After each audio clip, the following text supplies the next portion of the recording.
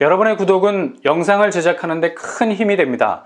영상을 보시기 전에 구독과 좋아요 꼭 부탁드리겠습니다. 아울러 회원이 되시기를 원하시는 분들은 유튜브 채널 홈피 구독 옆에 있는 가입 버튼을 눌러주시기 바랍니다.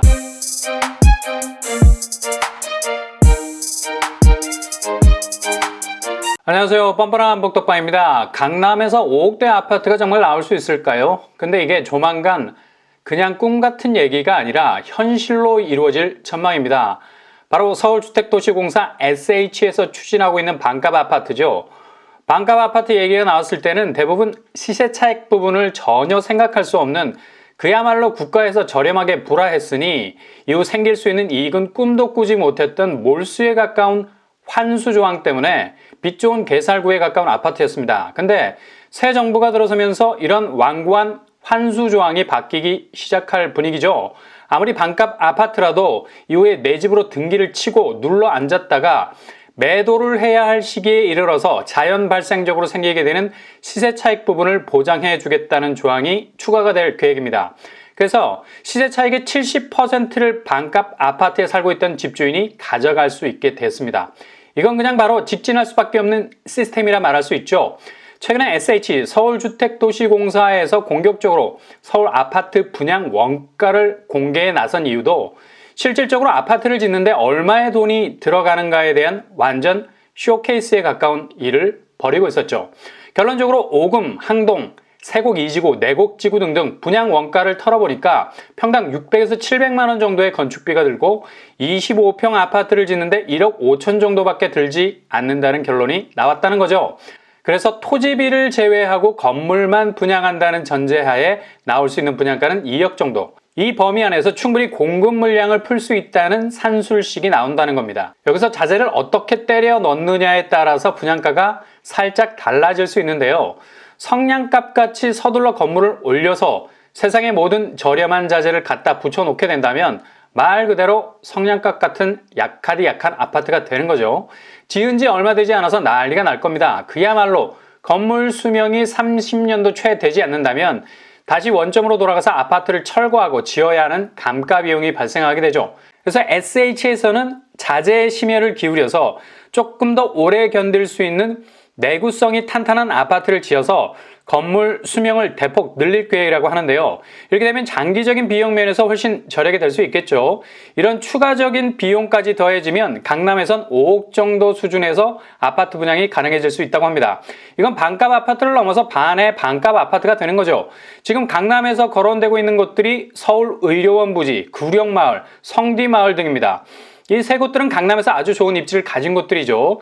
이런 곳에서 반값 아파트가 확실한 공급을 조준하고 나와준다면 부동산 시장은 완전히 다른 국면으로 접어들게 되는 대전환기를 맞이하게 될 수도 있습니다. 신선한 충격이니까요.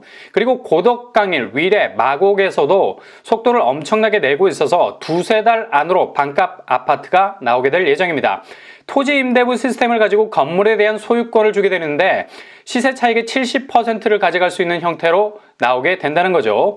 당초 SH의 고질적인 임대 아파트 적자 문제라는 무게가 이런 반값 아파트라는 플랜을 가능할 수 있겠는가라는 의심의 눈길이 갔었지만 본래 SH가 소유하고 있는 부동산 자산 규모가 거의 100조 원에 이르기 때문에 충분히 사업을 진행해 나가는 데는 문제가 없을 거로 보입니다. 그리고 윤석열 정부에서 추진하고 있는 역세권 첫집 그리고 청년 원가주택까지도 합세를 하게 된다면 동반 상승 효과까지도 기대할 수 있겠죠. 역세권 첫집은 토지 임대부 주택 형태를 가지고 있고요. 분양가의 80% 대출이 가능합니다. 시세 차익 70%를 집주인이 가져갈 수 있고요. 그리고 청년 원가주택은 만 19세 이상 34세 무주택 청년에게 공급하게 되고요. 80% 대출 가능, 5년 이상 거주하고 매도를 칠 수 있는데 70% 이익을 가져갈 수 있습니다.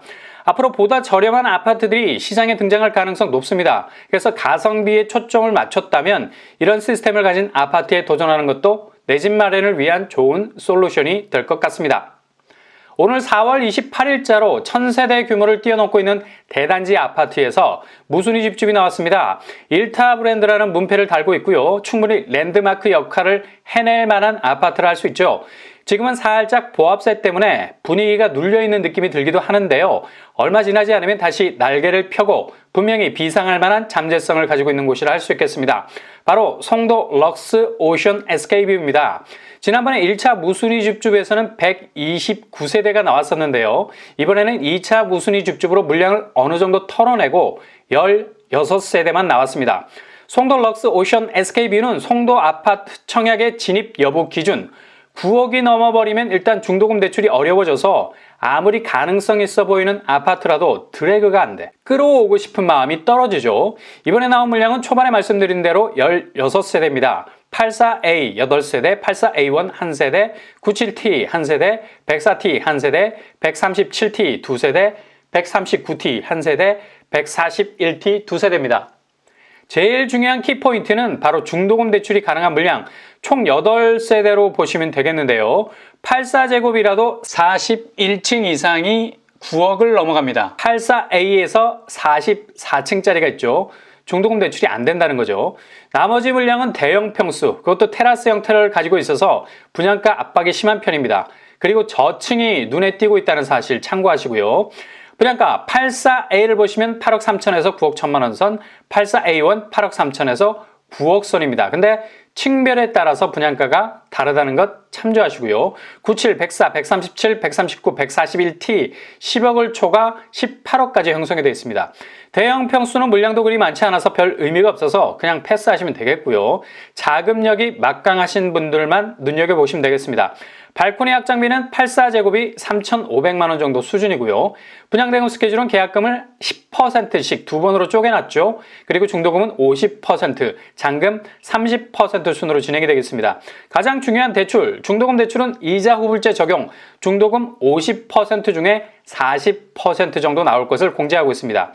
주변 시세를 보시면 힐스테이트 레이크 2차 30평대 매매가도 12억 정도의 시세를 형성하고 있네요. 시세 차익은 대략 3억부터 시작하게 되겠습니다. 대략적인 평면도 84A, 4웨이 판상형 구조, 마통풍, 드레스 파우더, 팬트리 들어갑니다. 84A1, 84A와 같은 구조라 볼 수 있고요. 교통환경, 센트럴파크역이 대략 2에서 3km 거리를 가지고 있어서 도보권은 아닙니다. 자차를 이용해야만 되고요. 인천대 입구역으로 GTX-B가 들어와서 서울까지의 거리는 확실히 줄어들겠네요. 주변 학교도 초등학교와 고등학교 부지가 예정이 되어 있습니다. 청약 자격, 입주자 모집 공고일 현재 인천에 거주하는 무주택 세대 구성원 중 성년자입니다. 청약 통장 가입 여부 무관, 청약 신청금도 받지 않겠습니다. 규제사항으로는 전매 제한, 소유권 이전 등기 시점까지 재당첨 제한 10년, 실거주 의무 없겠습니다. 무순위 일정은 5월 3일 접수, 5월 9일 당첨자 발표, 5월 13일에서 14일 계약 체결일이 되겠습니다.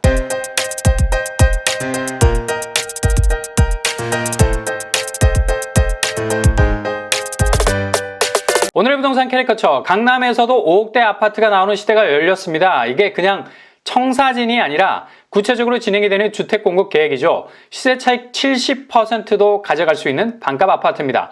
가성비로 도전할 만한 단지죠. 송도 럭스 오션 SK뷰 무순위 줍줍이 나왔습니다. 중도금 대출이 가능한 평형으로 도전하신다면 현실적인 접근이 가능할 수 있겠네요. 항상 여러분의 도전이 꽃길만 되실 수 있길 바랍니다. 이상으로 뻔뻔한 복덕방을 마치겠습니다. 구독과 좋아요 부탁드립니다. 감사합니다.